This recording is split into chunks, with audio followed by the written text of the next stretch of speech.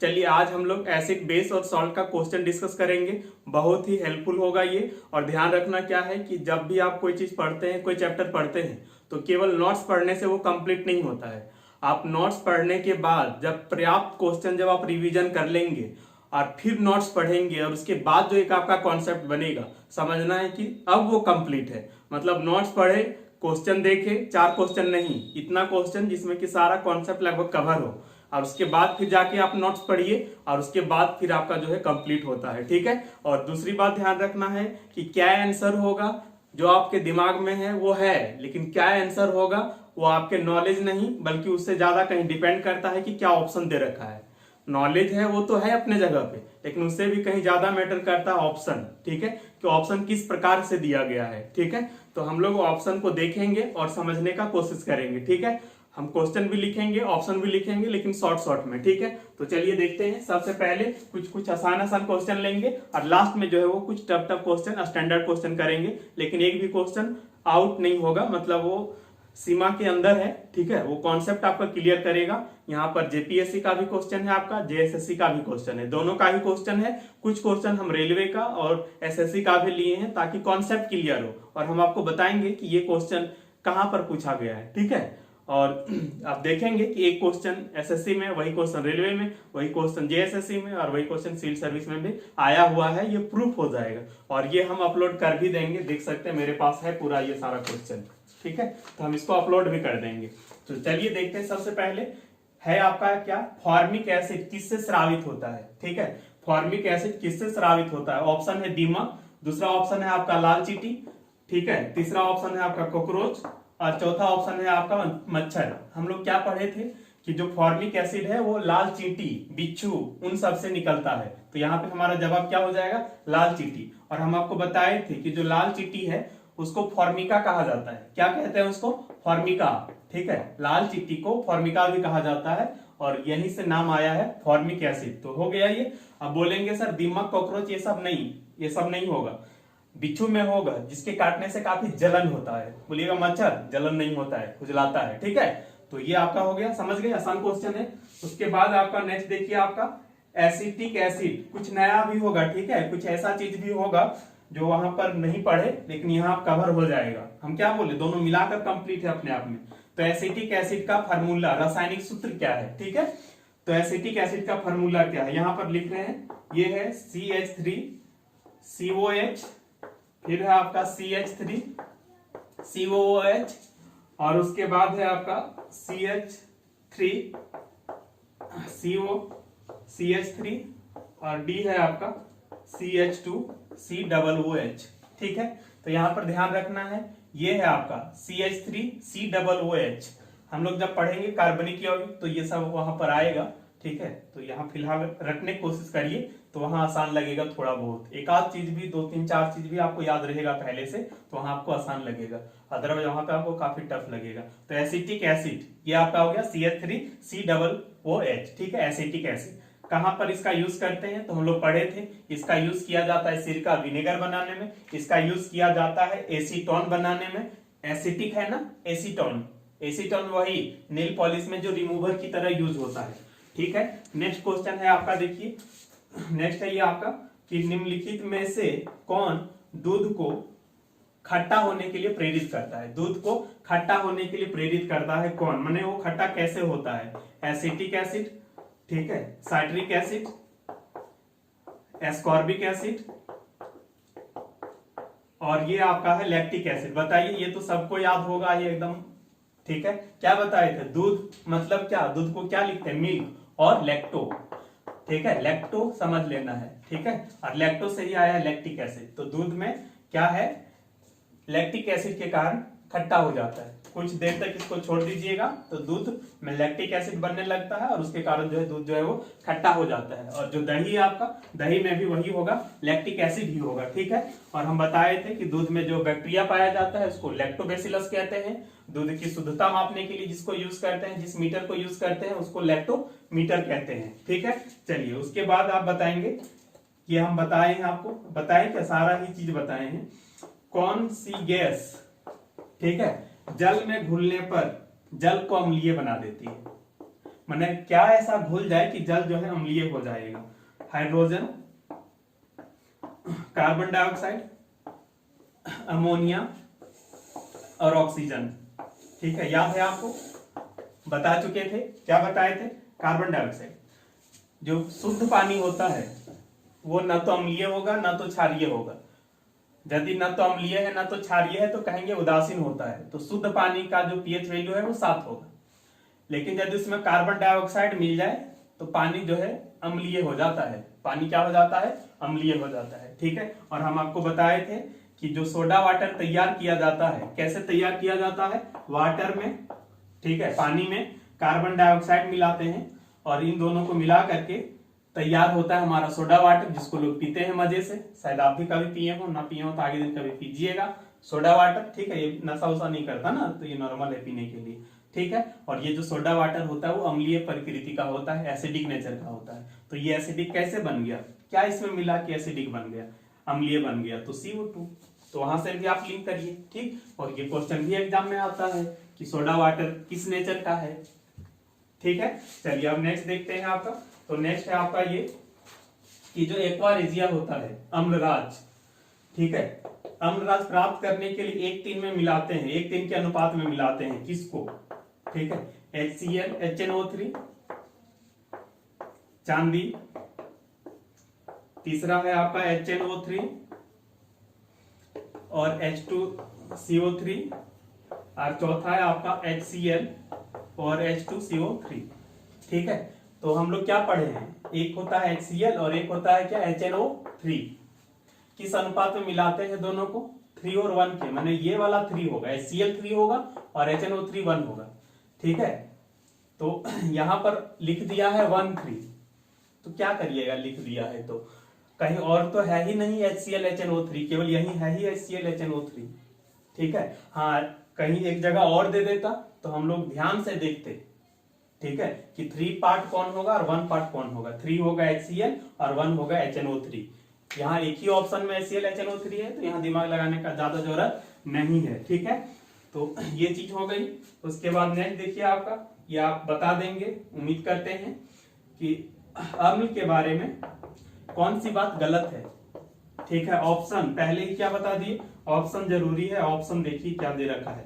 पहला ऑप्शन है कि वे जलीय विलयन में, ठीक है, H+ आयन देते हैं, जलीय विलयन में H+ आयन देते हैं, हमको गलत देखना है। दूसरा दे रखा है अधिकांश अम्लों में हाइड्रोजन होता है, अधिकांश अम्लों में क्या होता है? हाइड्रोजन होता है। तीसरा दे रखा है कि नीले लिटमस पेपर को लाल बना देता है, नीले लिटमस पेपर को क्या करता है? लाल बना देता है। और चौथा है आपका कि जलीय विलयन विद्युत का कुचालक होता है, जलीय विलयन विद्युत का कुचालक होता है। विद्युत का क्या बता रहा है? कुचालक, बैड कंडक्टर बता रहा है। क्या पढ़े हैं याद करिए, पॉज करिए और सोचिए क्या होगा, कौन गलत है इसमें। पहला देखते हैं कि जलीय विलयन में H+ देता है, सही है, अम्ल का परिभाषा ही यही है कि जो जलीय घटित होकर के H+ आयन देता हो, तो ये तो सही है, हमको ढूंढना गलत है। ये दे रखा है, क्या बोल रहे हैं? अधिकांश में हाइड्रोजन होता है। हाँ, अधिकांश में हाइड्रोजन होता है। बोलिए सब में होता है ना? आजकल बहुत ऐसा एसिड है जिसमें हाइड्रोजन नहीं होता है, और हम लोग पढ़ चुके हैं लास्ट दिन, अभी उसमें क्वेश्चन आ रहा है इसलिए हम अभी नहीं बता रहे। तो ऐसा नहीं कि सब में हाइड्रोजन होता है, लेकिन अधिकांश में हाइड्रोजन होता है। नेक्स्ट आपका ये बोला है नीले लिटमस पेपर को लाल कर देता है, एकदम सही है। अम्ल में क्या होता है? नीला लिटमस पेपर लाल में बदल जाता है। क्या बताया था? नील, मैंने अम्ल क्या करेगा? नीले लिटमस पेपर को लाल में बदल देगा। या फिर हम बोले थे खतरा का चिन्ह, अम्ल खतरा का चिन्ह है तो अम्ल में क्या होगा? कोई चीज लाल में बदलेगा, ठीक है, रेड में बदलेगा। हो गया, चलिए देखते रहिएगा पूरा। ठीक है, तो मतलब अच्छा डी नंबर मतलब गलत है ना। यहाँ पे क्या लिखा था? विद्युत का कुचालक होता है, जबकि हम लोग पढ़े थे कि सुचालक होता है। और यदि नहीं पढ़े थे तो यहाँ पर ध्यान रख लीजिएगा, कोई भी चीज विद्युत पास करेगा या नहीं करेगा, उसके लिए 2 चीज देखा जाता है। क्या? कि वो धातु है क्या। यदि धातु है तो उसमें फ्री इलेक्ट्रॉन होते हैं। क्या होते हैं? फ्री इलेक्ट्रॉन होते हैं। और वो फ्री इलेक्ट्रॉन जो है वो विद्युत को, बिजली को कैरी करता है। ठीक है, और यदि वो धातु नहीं है, ठीक है, यदि वो धातु नहीं है तो वैसी स्थिति में उसमें आयन होने चाहिए। क्या होने चाहिए? आयन, या पॉजिटिव या नेगेटिव आयन होने चाहिए। और यदि आयन है तो भी ये मतलब इलेक्ट्रिसिटी को पास करेगा, विद्युत को जो है वो पास करेगा, कैरी करेगा। ठीक है, तो हम लोग क्या जानते हैं कि अम्ल है आपका यदि, और जब हम इसको पानी में डालेंगे तो जैसे कि एग्जांपल लेते हैं कि HCl है, तो ये जब पानी में डालेंगे तो ये किस में टूटेगा, H+ में टूटेगा और Cl- में टूटेगा। तो आयन तो बन गया ना, जल में डालने पे ये टूट जा रहा है, तो टूट जा रहा है तो आयन बन जा रहा है, और आयन बन रहा है तो इलेक्ट्रिसिटी को पास करेगा। ठीक है, केवल अम्ल है तो पास नहीं करेगा, समझ रहे हैं। लेकिन यदि उस अम्ल को हम पानी में डाल देते हैं और जब पानी में ये टूट जाएगा, H+ और Cl- आयन बन जाएंगे तो इलेक्ट्रिसिटी पास करेगा। तो यहाँ तो वही बोला था ना कि जलीय विलयन विद्युत का कुचालक होता है, गलत, सुचालक होता है। माने पास करेगा, पास करेगा मतलब सुचालक, कंडक्टर। हम लोग जानते हैं पास करेगा, जबकि वो क्या बता रहा था, कुचालक, तो वो तो गलत बता रहा था। तो डी नंबर ही हमारा क्या है, गलत है। ठीक है, चलिए अब नेक्स्ट देख रहे हैं हमारा, ये नेक्स्ट है क्वेश्चन, बहुत आसान है। ठीक है, कि सोडियम बाइकार्बोनेट, क्या बोल रहे हैं, सोडियम बाइकार्बोनेट, इसका साधारण नाम क्या है। ठीक है, पहला ऑप्शन है बेकिंग सोडा, ठीक है, ध्यान से देखते जाइएगा, बेकिंग सोडा। दूसरा है आपका बोरेक्स, ठीक है। तीसरा है आपका ब्लीच, ठीक है। और चौथा है आपका एप्सम सॉल्ट, एप्सम सॉल्ट। ठीक है, तो इसमें तो कोई कंफ्यूजन ही नहीं होना चाहिए, सोडियम बाइकार्बोनेट, बेकिंग सोडा। यहाँ पर थोड़ा कंफ्यूजन होता है यदि धावन सोडा वगैरह देता तब, तो यहाँ कोई दे ही नहीं रखा है तो कोई प्रॉब्लम नहीं। Sodium bicarbonate, baking soda. Sodium bicarbonate का फार्मूला ये हुआ Na, ठीक है, Na आपका H, अच्छा NaHCO3 है ना, sodium hydrogen carbonate, sodium hydrogen carbonate, और इसी को बोलते हैं सोडियम बाइकार्बोनेट। बेकिंग सोडा खाने वाला सोडा एक ही है, कैसे याद रखेंगे हम आपको बता दे रहे हैं। बेकिंग सोडा खाने वाला सोडा है, जब खाते हैं कहीं भी तो फिर जाते वक्त उसको बाय बोलते हैं, बोलते हैं ना बाय, मतलब खाने वाला सोडा आया तो बाय, बाय सोडियम बाइकार्बोनेट, अक्सर यही नाम लिखा रहता है। तो ध्यान रखना, जिसमें बाय लगा है वो खाने वाला चीज है। ठीक है, जिसमें बाय लगा है वो क्या है, खाने वाला। सोडियम बाइकार्बोनेट, बेकिंग सोडा है, खाने वाला है, NaCO3 हो गया। चलिए उसके बाद नेक्स्ट है आपका धोने का सोडा, क्या होगा, वॉशिंग सोडा। तो एल्युमिनियम बाइकार्बोनेट, एल्युमिनियम क्या बोल रहे हैं, बाइकार्बोनेट, तो बोलिएगा ये तो नहीं होगा सर, जान रहे हैं। उसके बाद सोडियम बाइकार्बोनेट, ये आसान है लेकिन कंफ्यूजन दूर हो इसलिए ये सब क्वेश्चन ले रहे हैं।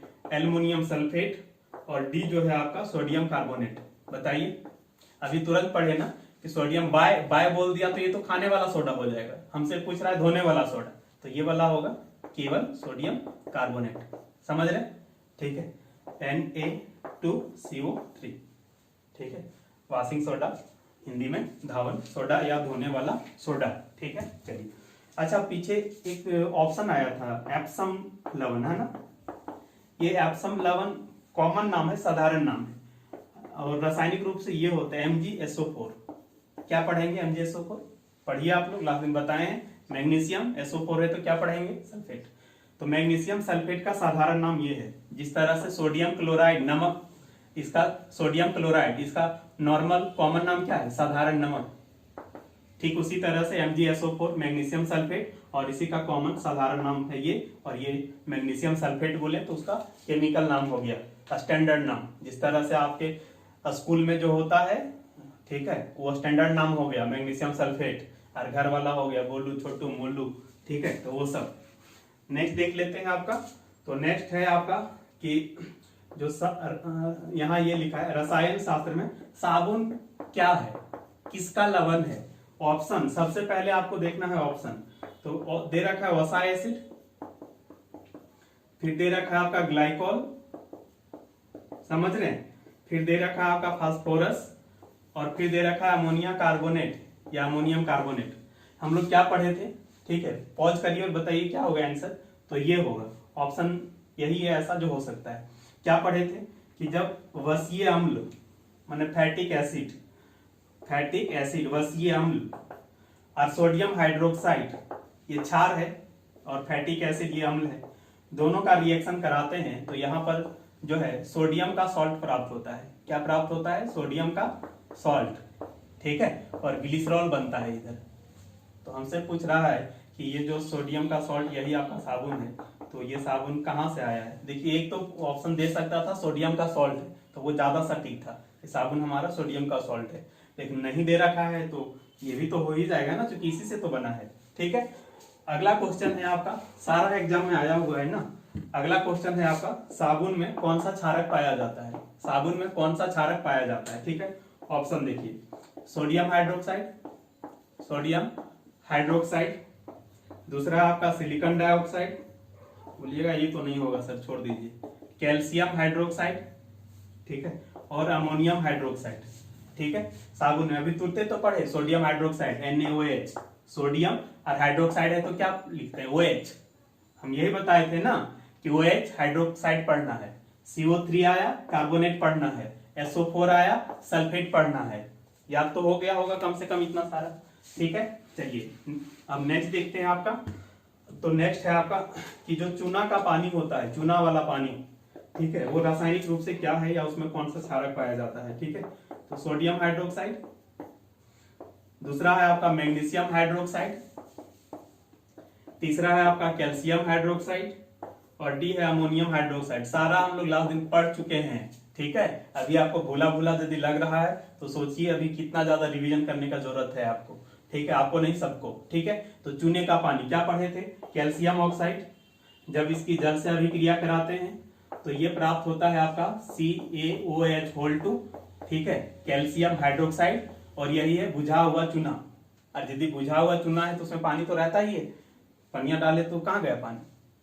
तो चूना का पानी मतलब वही हुआ, कैल्शियम हाइड्रोक्साइड है वो केमिकली। ठीक है, हो गया। उसके बाद नेक्स्ट आपका क्या है देखिए, तो नेक्स्ट आपका जो है वो थोड़ा सा हो सकता है लेवल बढ़े या अभी नहीं भी बढ़ सकता है। नहीं, अभी नहीं बढ़ेगा, अभी आसान क्वेश्चन ही चलेगा। ये पूछ रहा है अम्ल वर्षा के लिए कौन उत्तरदायी है? ठीक है, ये JPSC का क्वेश्चन है, आप लोग मिलाकर देख लीजिएगा, 2013 इसी में आया हुआ। ठीक है, पहला ऑप्शन है कार्बन डाइऑक्साइड, दूसरा ऑप्शन है कार्बन मोनोऑक्साइड, नेक्स्ट है आपका प्रोपेन, और डी है आपका नाइट्रस ऑक्साइड और सल्फर ऑक्साइड। नाइट्रस ऑक्साइड और सल्फर ऑक्साइड। तो बहुत आसान लग रहा होगा। अम्ल वर्षा क्या पढ़े थे ये? ठीक है, एक्चुअल में अम्ल वर्षा में कौन सा एसिड होता है? एक सल्फ्यूरिक एसिड होता है और एक नाइट्रिक एसिड होता है, लेकिन वो एसिड बनता किसके कारण है? तो हम लोग पढ़े थे कि नाइट्रोजन का ऑक्साइड और सल्फर का ऑक्साइड, यही पढ़े थे।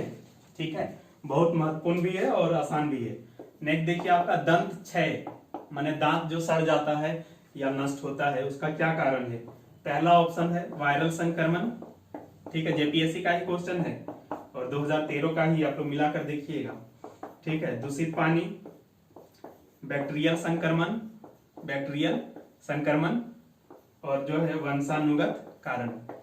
कैसे क्षय होता है? क्या पढ़े थे कि जब हम खाते हैं कोई मीठा चीज तो वो दांत में फंस जाता है और बैक्टीरिया उसको सड़ा देता है। बैक्टीरिया क्या करता है? उसको सड़ा देता है, एसिडिक हो जाता है, अम्लीय हो जाता है, उसके कारण जो है वो दांत सड़ने लगता है। तो ऑप्शन कई तरह से दे सकता था। एक तो दे सकता था अधिक अम्लीयता के कारण, तो दे नहीं रखा है, तो यहाँ पर हो जाएगा ना बैक्टीरियल। क्यों? क्योंकि बैक्टीरिया ही तो उसको सड़ाता गलाता है।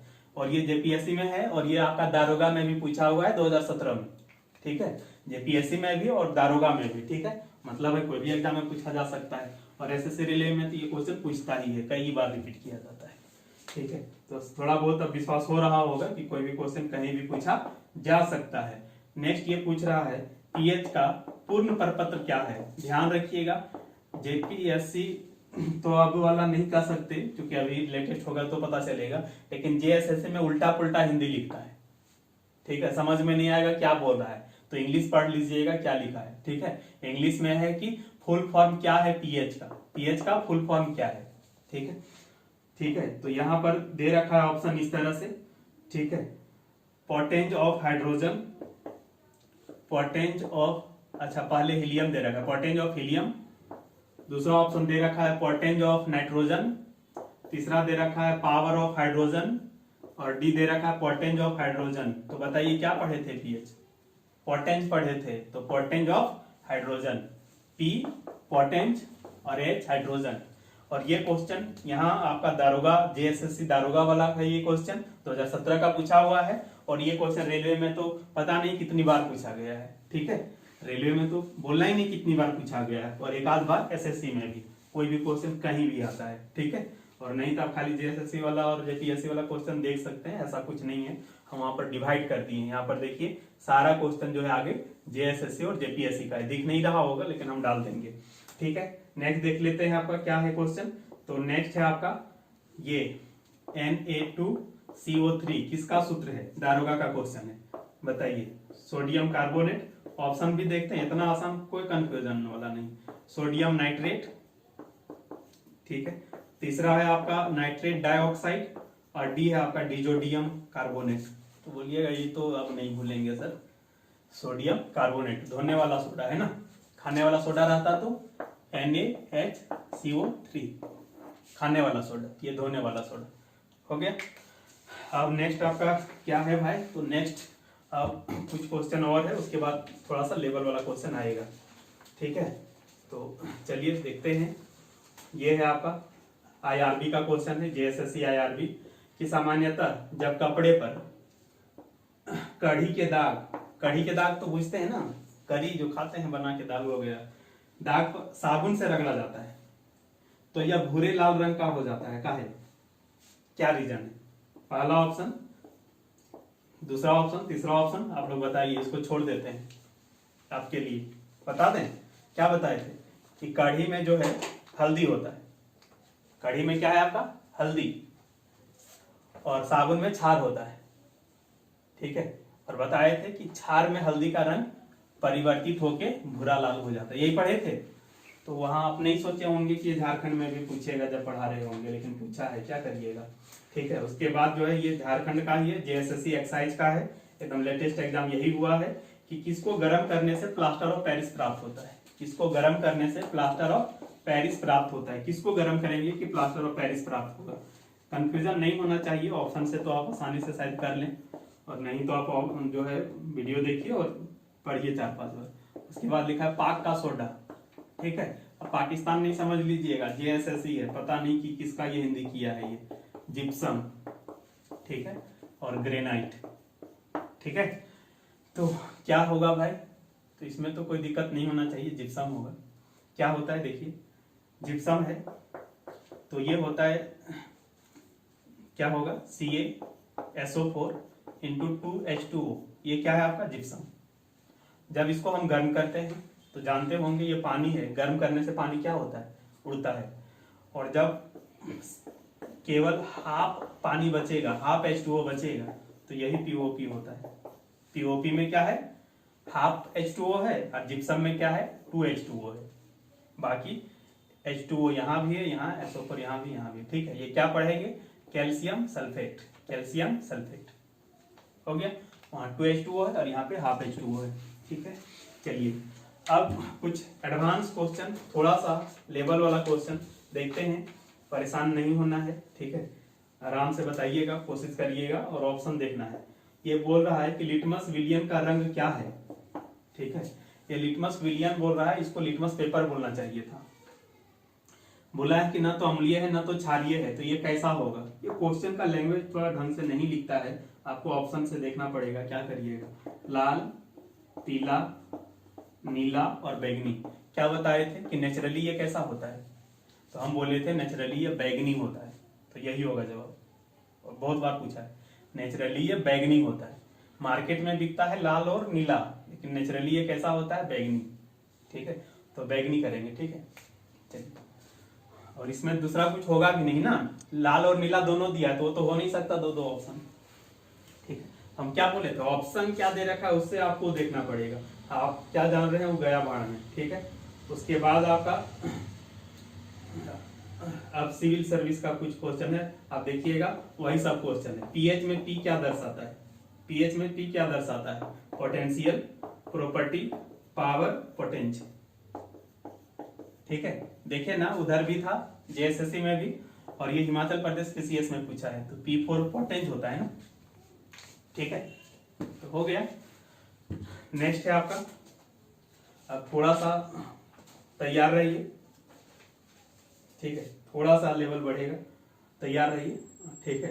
अगर 1-2 क्वेश्चन रेलवे का लेते हैं, इसमें आपको थोड़ा सा देखिए कैसा लगेगा। बोला है अम्ल के बारे में क्या सही नहीं है, हमको क्या ढूंढना है, सही नहीं ढूंढना है, हमको ढूंढना है सही नहीं जो है, मतलब सही नहीं मतलब गलत ढूंढना है, सिंपली वही समझ में, ठीक है। कौन सही नहीं, चलिए पहला ऑप्शन है स्वाद में खट्टे होते हैं, ये तो सही है, हमको ढूंढना है जो सही नहीं हो, ठीक है। आगे देखते हैं, दूसरा दे रखा है कि H2CO2 और लवण माने सॉल्ट का निर्माण करने के लिए धातु और कार्बोनेट के साथ रिएक्शन करता है। तो लास्ट दिन हम लोग पढ़े थे कि जब धातु से ये रिएक्शन करता है, ठीक है, धातु के साथ जब रिएक्शन करता है तो हाइड्रोजन बनता है और लवण बनता है, ठीक है। और एक बाइकार्बोनेट वाला आप देख लीजिएगा, वो आपके लिए छोड़े थे, ठीक है, तो उसमें जो है आपका CO2 बनता है। तो ये सही लग रहा है। आगे ऑप्शन देख लेते हैं और क्या दे रखा है। तीसरा बोल रहा है कि उदासीनीकरण मतलब होता है कि एसिड और बेस रिएक्शन करेगा तो ये H2 बनेगा और सॉल्ट बनेगा, ठीक है। और डी दे रखा है कि ये आपका जलीय विलयन में H+ बनाता है, निर्माण करता है। तो ये तो सही ही लग रहा है, ये भी सही ही लग रहा है। और इन दोनों में यदि आपको थोड़ा बहुत डाउट हो तो आपको अच्छी तरह से पता होना चाहिए कि जब एसिड और बेस, यहाँ कोई धातु तो नहीं बोल रहे हैं, एसिड और बेस रिएक्शन करता है तो सॉल्ट बनता है और जल बनता है। याद है ना आपको वो वाला रिएक्शन कि HCl NaOH, ठीक है, सोडियम हाइड्रोक्साइड रिएक्शन किया तो ये लवण बना और H2O बना जल। तो यहाँ पर केवल H2 लिखा है, तो यही जो है सही नहीं है। हमको ढूंढना था जो सही नहीं है। तो कौन नहीं है सही? ये आपका सी, ठीक है। थोड़ा सा है तो आपको दिमाग तो लगाना ही पड़ेगा, सब क्वेश्चन बच्चा वाला तो नहीं मिलेगा ना, ठीक है। और देखिए हर एग्जाम का लेवल बढ़ रहा है तो यहाँ भी लेवल बढ़ेगा, ठीक है। बस उसके लिए आप तैयार रहिएगा, ऐसा नहीं कि वही बच्चा वाला क्वेश्चन पूछेगा, ठीक है। लेवल हर जगह बढ़ रहा है, यहाँ भी बढ़ेगा। अब यहाँ पर वैसा सेम क्वेश्चन है, उदासीनीकरण अभिक्रिया को किस रूप में लिखा जा सकता है, ठीक है। पहला ऑप्शन है कि क्षार प्लस अम्ल रिएक्शन करके जो है जल और गैस बनाता है, पहला ऑप्शन। दूसरा ऑप्शन है कि क्षार और अम्ल रिएक्शन करके आपका लवण और जल बनाता है, ठीक है। और तीसरा ऑप्शन क्षार और अम्ल रिएक्शन करके लवण और गैस बनाता है। और जो है आपका डी, ठीक है, क्षार प्लस अम्ल रिएक्शन करके लवण प्लस अवक्षेप बनाता है। तो बताइए क्या होगा? अभी तुरंत तो पढ़े कि जब क्षार और अम्ल रिएक्शन करता है तो जल बनता है और सॉल्ट बनता है, लवण बनता है, ठीक है। आज के लिए इतना ही रखते हैं।